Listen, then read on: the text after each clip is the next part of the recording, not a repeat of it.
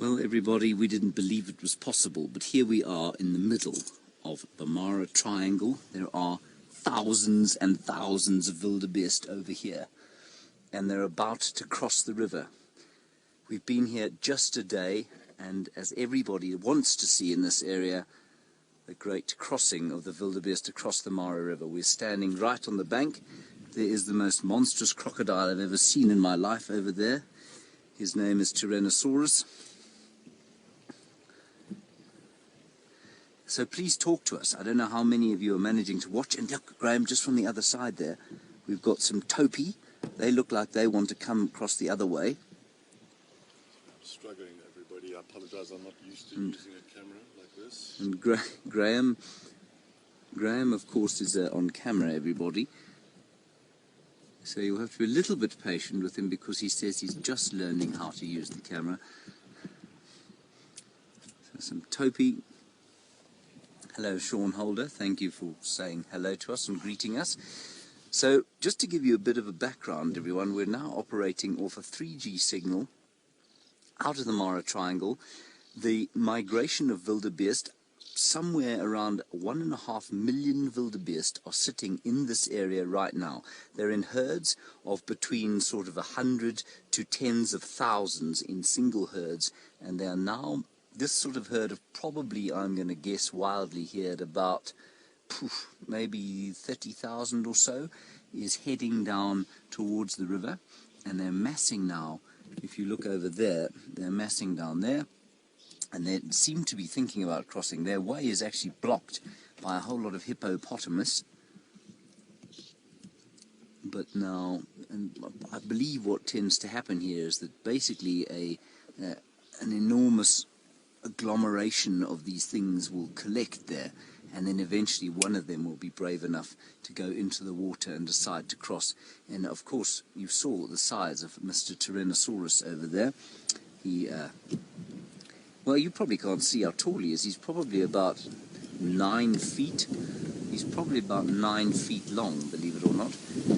We are just don't excuse the, I don't mean to listen in a nasty way to Graham, but we are, this is the first time we've ever shot out of a vehicle like this, and so it is a little bit difficult on camera. It's very easy for me. I just stand here and marvel at the incredible things that we're looking at.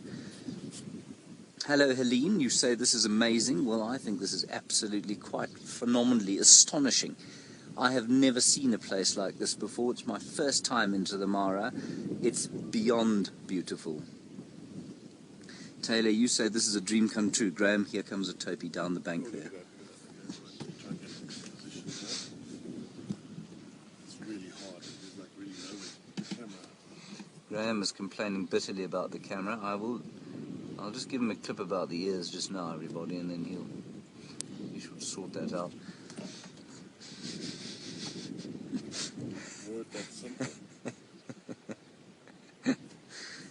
Hello, Judy H. It's lovely to bring you here too. You say, so glad you can see this. Well, I'm so glad we could bring it to you. We're having an amazing time here, and like I was saying to you, I've never been here before. It's the most astounding place. Just endless horizons of grasslands. It's so filled with history. It's so filled with an astonishing array of animals. Everywhere you look, there's an animal. Yesterday we saw a lion in a tree. We saw a male and a female lying on the side of a herd of wildebeest that seemed to be paying them absolutely no notice at all. We've seen topi and jackal and Thompson's gazelles, and believe it or not, and lots and lots of zebras. In fact, behind us as we speak is a herd of zebra that seemed to be thinking about crossing the river as well. They would do it behind us, wouldn't they? Let me try and get in there. Emily Wallington, thank you very much for your comment. You have a familiar name. You say, well done team for getting it up there, but Graham, there's a microphone fluffy sticking in the top of the right-hand side of the frame.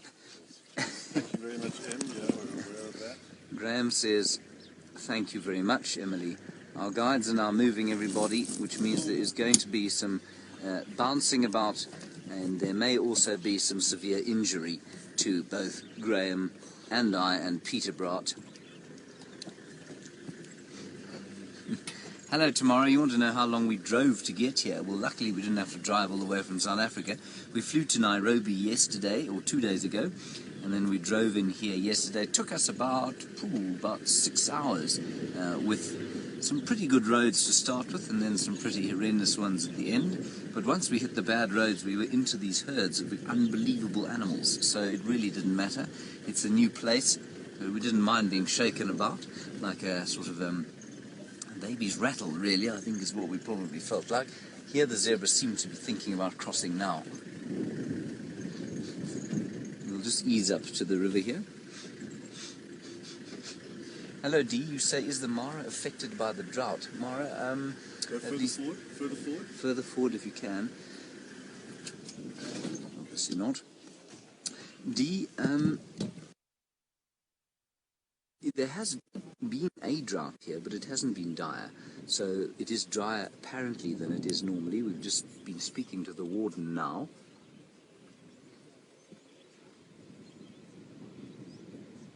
And he says that it is dry, but it's not dire. There's lots of grass. There's really a huge amount of grass here. I think they're going to go. And Graham is convinced now the zebra are going to brave the swirling waters of the Great Mara River.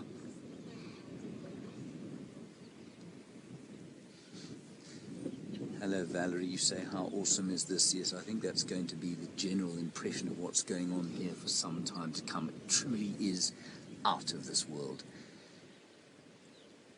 And I guess, as Graham was saying, this is what people think of when they think of Africa. They think of these vast open plains of red oat grass filled with herds of wildebeest and zebra and topi and the odd impala and Thompson's gazelle, some Grant's gazelle if you're lucky, a couple of hartebeest if you're really lucky, and their attendant predators, jackals and lions and cheetah, and if you're really lucky too, a leopard or two, possibly not related to Karula.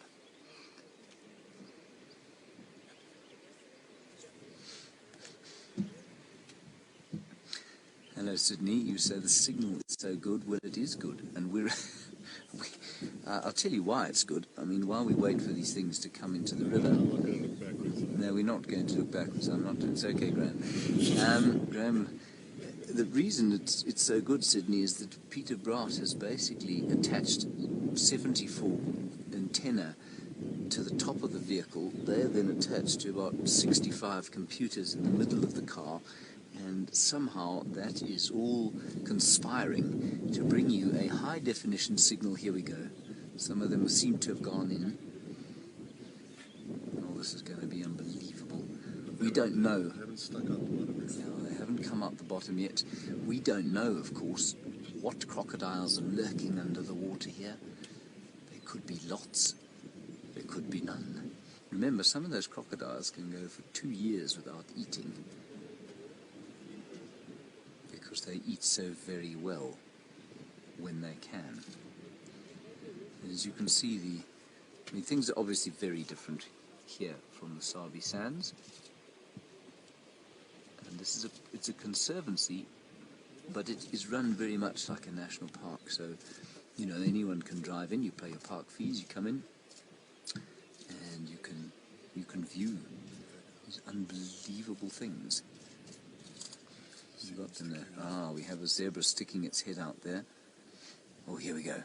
Here we go. Tamara, you're wondering about which lion pride runs in this area. We think the marsh pride is possibly around this area. We're not sure exactly. We've only just come here, and we'll hopefully have a better idea tomorrow. We're going to spend some time with the warden, and he's going to help us out there. The marsh pride, of course, made famous by Big Cat Week. Not Big Cat Week, sorry, Big Cat Diaries. Oops, Big Cat Diaries. Yeah, the zebra drinking, they don't seem to be plunging into the waters, though, do they? Do you think we could get Peter to go over there and just chop away some of that bush so we could have a clearer view?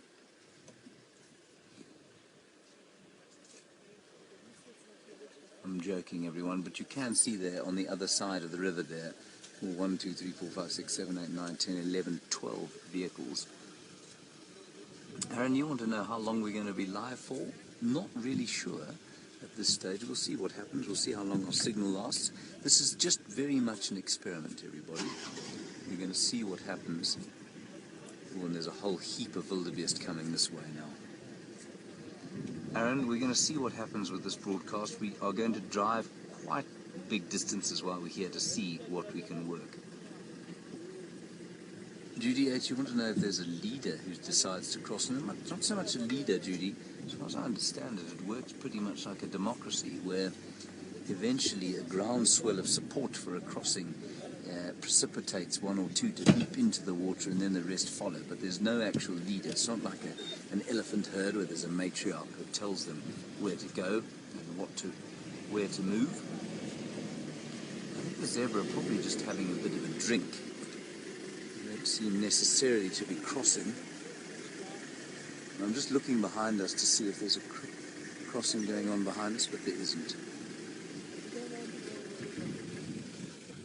There do seem to be a whole lot of wildebeest coming this way, so you can see there are quite a few different vehicles around the place, probably at least 20 in this area, but because it's so open. Callie, you want to know if those vehicles make the animals hesitant to cross? Callie, I'm not sure that they do. You know, much like the Sabi Sands, where the animals are tremendously accommodated or acclimatized to vehicles, they're very sort of habituated. I think it's very similar here.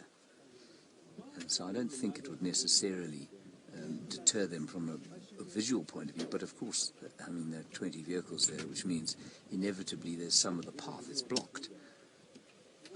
Now, here we have that wildebeest herd we saw recently is now moving down towards the water. Yes, there's a vehicle in the way, but they are coming down now. I think it'll be worth trying to hang around here. We're just going to try and set up a tripod so that Graham can rest his weary muscles.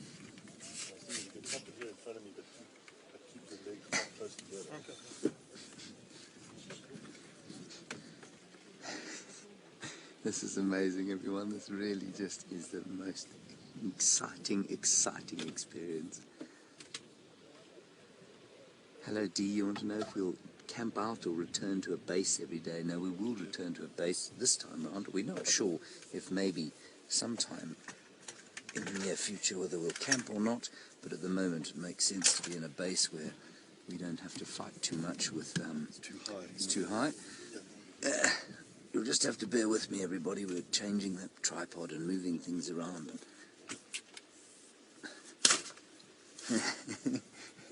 How's that, Graham? I think it's... No, that's no, hang on. Pete, you closed my fingers in there. I don't actually know how to get it in, sorry. Hang on. That's going to have to move. Not sure how...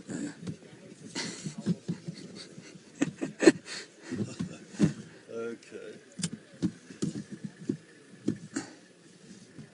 Hello, Renee Brat Lucas. You say, Peter Brat, you must be so chuffed to see this. I think Peter Brat is quite chuffed to see this, Renee Brat Lucas. And we're very glad to have you watching. How's it? Peter says, how's it? There you go. Can you hold it there for a second? I can hold it. Valerie, you say Graham's doing such a great job. No, I'm not. Kirsten has just reiterated what Graham said about himself. Doing an appalling job. All I'm hoping is that Genre is not watching. Yes, we're hoping Genre is not watching. He'll be shocked and horrified. He'll have to take a Valium. Why don't we turn it and then just open the legs here? Sorry, everybody. Do you have... Let's pull this back, if we can. Okay. I'm now deep in the bowels of the vehicle, everybody. That's why I sound like that. Right, oh, God. Oh, Graham. There we are. How's that? It's not bad. Hello, Michael Grover. Well, we can level it. How do you want to level it? We'll just level it here. With the head. You got it. There we are, everybody. Steady as she goes.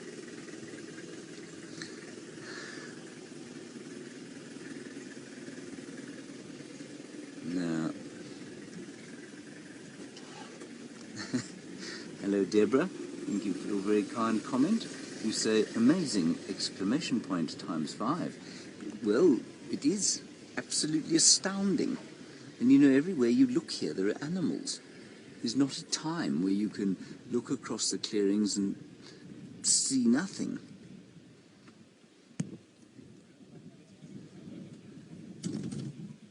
I got up this morning at about 0600 and wandered out of the place where we're staying, which is right up on the eastern escarpment. And I watched the sun come up over this landscape, and way below me, about 200 meters below me, there were about, I don't know, maybe 50,000 wildebeest moving in a stripe. So small they looked like ants going out to work. And they just wandered across the clearings. And, well, I've got to tell you, if ever you have the chance to come to this ancient landscape, you will be filled with a sense of awe, the likes of which you've never experienced before.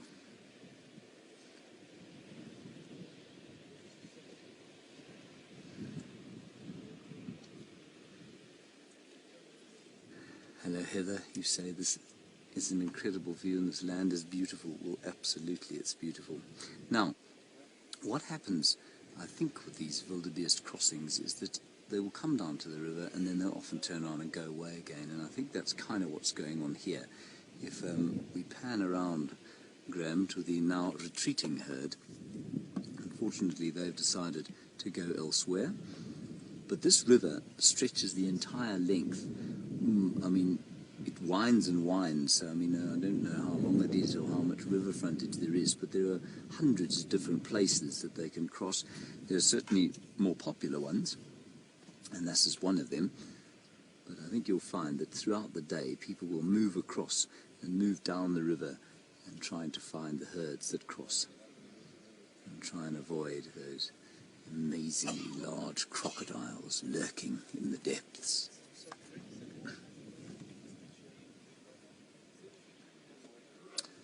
Peter, you want to know if there are wild dogs here? I think they do occur here, but I've certainly not seen one yet. I mean, they're on the species list is what I'm saying, so, but I'm not sure how good the viewing is.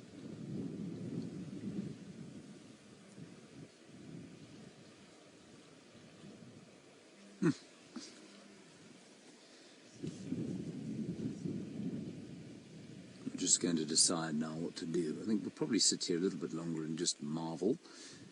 But there is so much to marvel at in this place, everyone.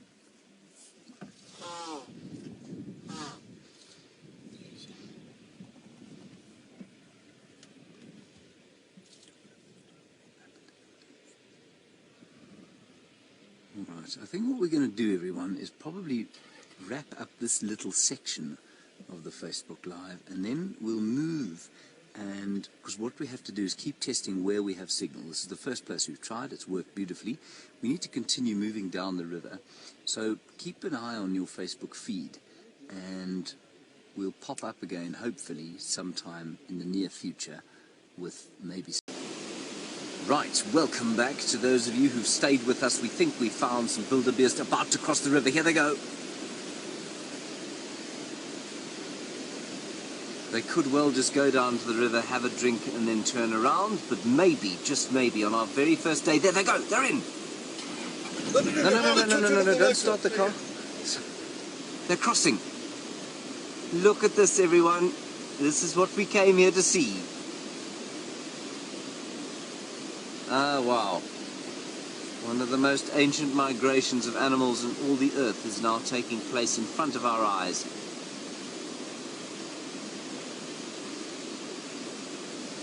Now, there is an impression that this happens once, that these animals just sort of leap across the river once.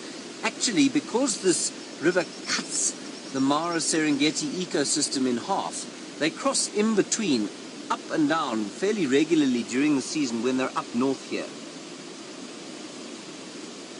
So the chances of seeing a good crossing of a whole lot of wildebeest, just like we're doing now, is actually pretty high. This is fantastic. Now, watch out for the telltale signs of some noses and crocodiles sticking up, or eyes. This is incredible. Gee, this is unbelievable.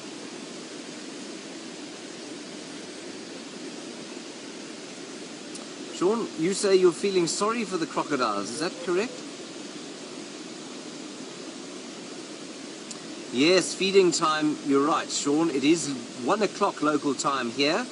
So yes, it is lunchtime for the crocodiles, should they so wish to have wildebeest again. Oh, this is just amazing. Yeah, Kimberly, you say this is breathtaking. It's beyond breathtaking. It really is. I cannot believe that finally I'm here and watching this, and even better, sharing it with all of you who are dutifully tuned into Facebook Live. We will probably try and do some of this on the main stream of our game drive this afternoon. And hopefully the wildebeest will behave themselves.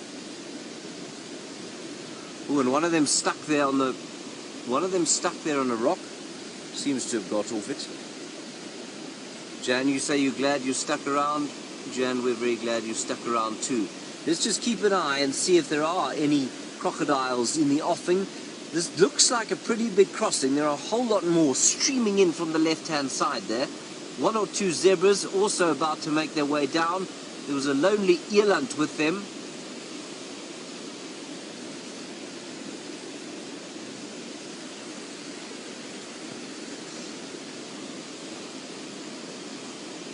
Hello Fiona, you say simply amazing. Yeah, I mean there are superlatives that haven't been invented yet.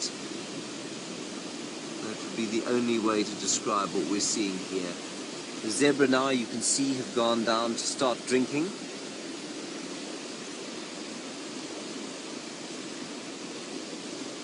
I missed that last one, Kurtzton, from a familiar name, Renee Brat Lucas. What was that? What an amazing coverage. It is such a privilege, as you say. It's an unbelievable privilege to be here. On our very first day, really. We're seeing some incredible things. Look at this. Thousands and thousands of them just streaming and streaming. Elizabeth, I'm so new to this area. You say, how many do I think are crossing? I don't know. I'm going to say about 1,000 odd so far, but there are more coming down, streaming in, and this is quite, I mean, you can see away there on the right hand side of your screen. You can see a little bit of the horizon where it opens out, but to the left there you can see that this sort of riverine woodland is what they're coming out of, and that, of course, if you happen to be one of the leopards of the Mara Triangle, that's where you're going to be lurking.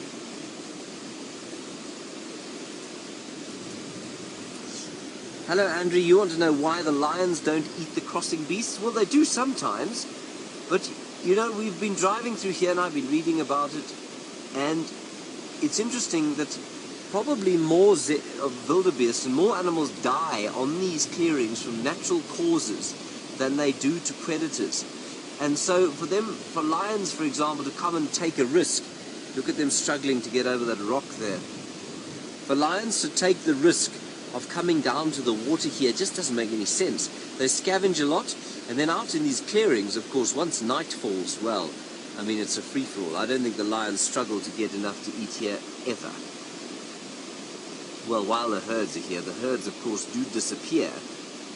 And that will probably this year, we think, be around October. They'll start to move back south towards the Serengeti, towards the eastern Serengeti of Tanzania. They're just pounding and pounding and pounding into the river. Sorry, Michelle, I did miss your question. Kirsten, can I have it again, please? I'm losing a little bit of signal. Michelle, you're saying, I think, why are the zebras stopping and not going across? Is that right? I think they're just having a drink. They're just having a drink there. Sometimes they will cross. Remember, there is grass both sides of the river. So just to give you an idea of where we sit, and I mean, I can explain this again if it's not clear. This river cuts the Massai Mara in two. And on the right-hand side of your screen, which is in an westerly direction, that is the Mara Triangle. To the left-hand side of your screen, we're looking at the Massai Mara National Park.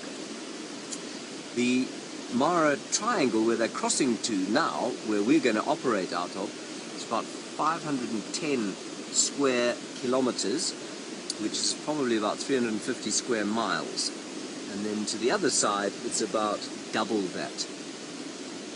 So, you know, the animals, while they're in this area, in the similar ecological conditions, with similar fields of this oat grass, which is what we call red grass in South Africa, you know, they're going to cross up and down because the food is the same on either side. And I'm not convinced we really know why it is that they cross. Some cross and some don't. Graham, you won't believe it, but if you look way up on the top there, there's an elephant. Way in the horizon. On the horizon. Just keep going, keep going. There. Keep going to the side. Keep going. There. Just behind that bush, everybody. That's our first elephant here. Our first Kenyan elephant. And look at them beautifully silhouetted against the horizon there. And it is quite windy, so the picture's jumping a little bit because we're zoomed in to the max. The crossing seemed to have finished. They do see there are quite a few more wildebeest still considering a swim. Marie, you say how many crocodiles do we see, Marie? We've seen a number. Obviously, the big thing with crocodiles, Marie, is to remember that it's the ones that you don't see that you have to worry about. We've seen a number of very large ones basking in the sun, looking like grim death, scaled grim death, huge. The first one, probably 9 feet long.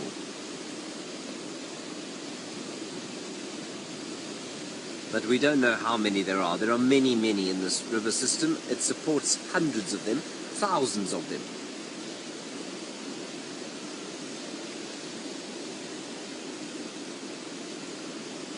This is just too spectacular. Fiona, you want to know if we've seen any giraffe? We have seen giraffe, yes. We saw the Massai giraffe, another lifer for me. And there are lots of them around here, and hopefully during this afternoon drive we will see them. Hang on a second, here we go again. We were going to leave you, everybody, but it looks like they might cross again.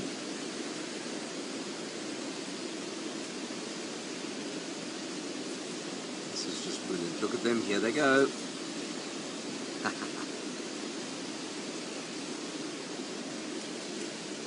Just fantastic. This is what we've been seeing, or I've been watching on documentaries my whole life. Never seen it live before.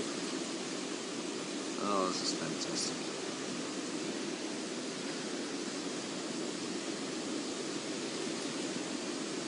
They don't know where the crocodiles are. They know that there is death in these waters somewhere, but they're taking a chance. And because there are 1.5 million of them crossing this river to and from, it really makes a negligible dent on the population, the number of crocs here.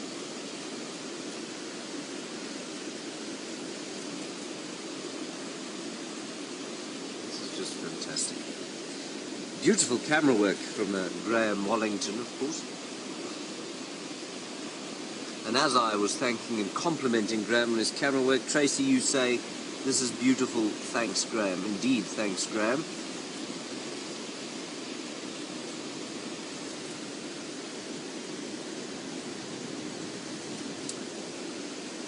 Gillian, to a certain extent, you say, will the hippos keep the crocodiles away? Crocodiles will avoid those hippos, but the hippo won't necessarily intervene.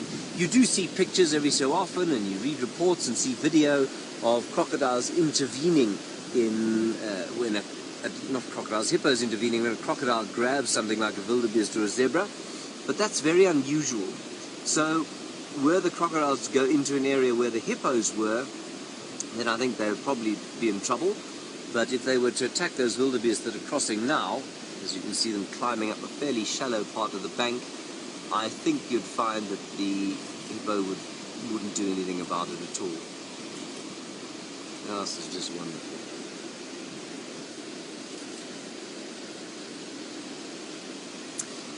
And Barbara, you say swim, Gnu, swim, indeed, and that's what we hope that they are going to do again sometime this afternoon. Okay, everybody, that's going to be it from us for the next little while. We might try another Facebook Live sometime if we see something very unusual to show you. Otherwise, we'll hopefully see you this afternoon on the Sunset Safari.